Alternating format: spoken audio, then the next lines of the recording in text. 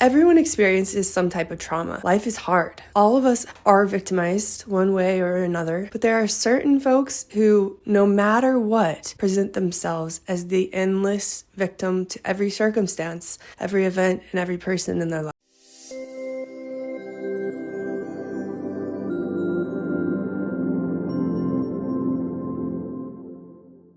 Today's video is a long time coming. We are talking about victimization, the victim mentality, and people who alienate their children. Let's get into it. Today, we're diving into victimization and how the endless victimhood narrative actually acts as a manipulative trap for the toxic parent, to trap their child into this codependent bond and to keep them reliant on them. Hi, I'm Maddie, and welcome back to the Anti-Alienation Project.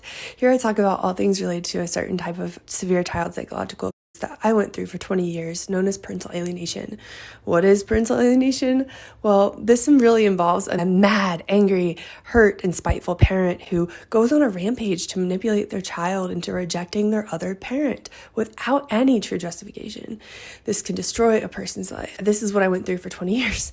So starting at the age of 9 and ending about 2 years ago when I figured out the truth, that I'd been a tool, that I'd been a weapon to hurt my dad, that all the things I've been made to believe, horror stories, false allegations, that my dad doesn't love me, that he can't feel empathy, etc. It was all lies, just straight up lies. So I've been speaking out about this in my project for about a year and a half now. It's actually very common, but not many people know about this. So thanks for watching the video. If you enjoy, please give it a like and consider subscribing. Let's get into the video. Self-victimization, otherwise known as victim playing, is when someone repeatedly exaggerates or even fabricates their victimhood. Why would someone do this? Doesn't make sense to the average person. But they do it for a wide variety of reasons, including to manipulate others, to find validation and attention, even to justify the abuse that they are perpetrating. This extreme victim playing can also be used as a coping mechanism to avoid responsibility. This is all sounding very familiar to me. Let's go over some signs of this victim playing, because like I said at the start of the video, we all are victimized some way, somehow in our lifetime. It's not avoidable. We can't avoid this. Everybody is a victim at some point, some more than others. True victims. This is a different beast entirely. So here's some signs. Signs of victimization include blaming others, exaggerating problems, seeking sympathy, avoiding accountability, and resisting positive change. So those factors can kind of differentiate the victim playing versus a true victim who is seeking support. Regarding these especially pathological folks, oh yay. It can be extremely frustrating because if you try to talk to them about how their actions are hurting you, for example, they will probably turn things around, be upset and cry, therefore reversing the victim perpetrator roles. From having been raised by somebody who did this all my life, in order to manipulate me, in order to justify abuse, in order to seek out attention, and in order to evade responsibility. For all of those reasons, in my own observation, it seems like the victim playing, it's not limited to just one aspect of that person's life either. Rather, they play the ultimate victim everywhere, all of the time. It's my experience. Maybe there are people out there who turn it on and off. Let me know in the comments what your experience has been like. Okay, so let's bring it back to parental alienation now. What does the victim playing have to do with parental alienation?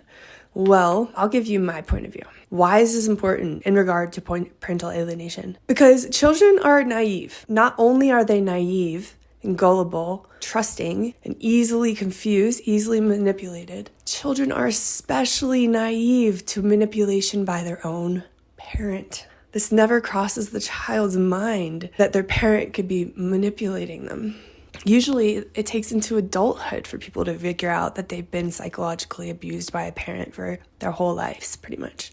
And so, when the parent plays the victim in front of the child believes it wholeheartedly. They fall into the trap of being manipulated just by tears, by sadness, anything that sparks their pity. Of course, they're going to feel so bad for their parent. This is their parent they love. And this is what happened with me. I just felt so bad for my mom. She cried all the time. She was so depressed and so anxious. And for the 20 years of the alienation, I felt so bad for her. the majority of the time. I felt so much sympathy. I just wanted to help her be happy. I would try to help her learn skills to regulate her emotions. I would try to help her through her crises. One thing's for certain, most kids will feel this way towards their victim playing parent.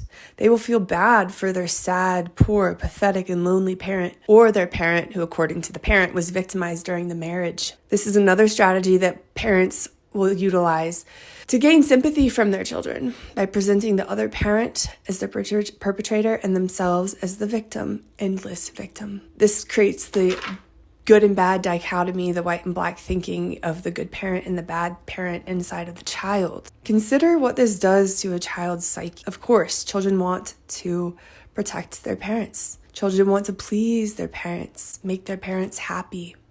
Most often, this victim playing will cause the child to, 1, feel bad for their victim playing parent, and 2, feel frustrated and angry at their quote unquote bad parent for inflicting this hurt and damage onto their quote unquote good parent. By garnering sympathy from their children in relation to marital issues, in relation to heartbreak, tons of things the child should not know, by garnering sympathy from the children, these parents create an us versus them mentality, where suddenly the child feels the need to stick up for their victimized parent, not realizing that the parent they've been made to believe is the victim is actually the perpetrator. So you grow up, and when you learn that little tidbit of information, it really, really takes a while to wrap your head around that one. I don't know why I'm smiling. It has to be a coping mechanism. So what ends up happening? Well, with a lot of the mindset, mentality that is passed on, that is trained into the child. That's why it's so important to get away, by the way. But one of those things is self-victimization. So this self-victimization might be mirrored by the child for a period of time. After all, this child is under such tight mental control that many times they're essentially acting as a microphone for their pathological parent. That's not their true identity. They're not truly a person who would do this self-victimization for the most part. It's a learned behavior. Thank goodness, because you can unlearn this if it's not too late. In this way, both the child and the pathological parent will begin to place the blame on the targeted parent and refuse to take any responsibility. Of course, what's going on here, the perpetrator parent is actually projecting their own flaws, their own insecurities, and their own issues onto the targeted parent. Children, of course, have no clue what projection is or no clue what manipulation is, so they fall prey to all these traps. Now, the adult has the advantage of eventually being able to figure out what's going on, or to know at the beginning what's going on. The children don't have that luxury. Another sign of victimization that I've seen so many times with alienation cases, almost every single case, is the exaggeration of problems and allegations. A lot of the things that they say about the targeted parent will be lies, blatant lies. Some of it, though, will be exaggerations, even extreme exaggerations. That's a huge commonality noticed among alienation cases. Knowing all of this and being aware of all of this can help people understand why their child has aligned with the abuser. Because in the child's mind, in a lot of cases, maybe not every case, but in a lot of cases, that parent is the victim in the child's mind. And you are, I hate to say that, but you are in the child's mind because they've been manipulated. Please remember, because they've been manipulated in the child's mind, you are the perpetrator.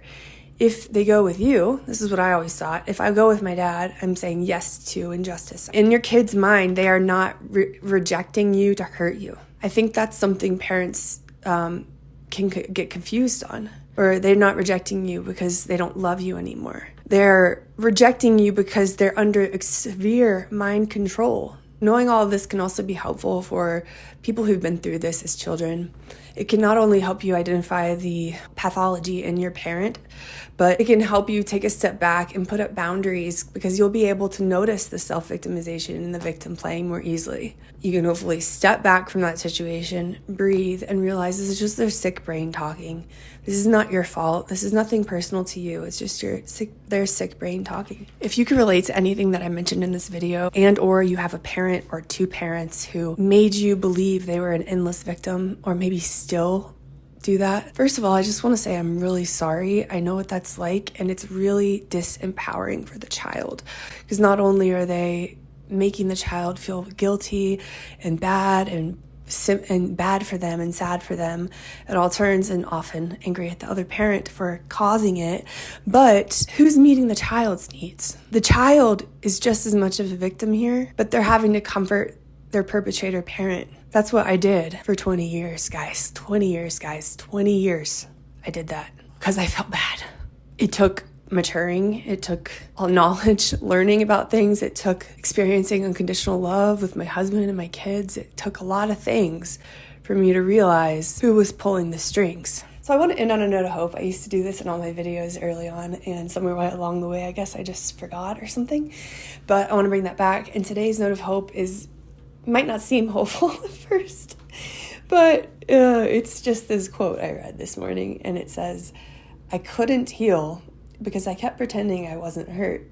I couldn't heal because I kept pretending that I wasn't hurt." Until we can admit what we've been through and know that it's wrong in the first place, and then admit it's wrong and we've been mistreated, there won't be significant healing. That's why it's so important to get the knowledge out there. Anyway, that's the end of this video. I hope you found it helpful or insightful in some way. By the way, sorry, my microphone is broken, so that's why I've been using my phone. It's not as great a quality. Anyway, I'll talk to you later. Bye.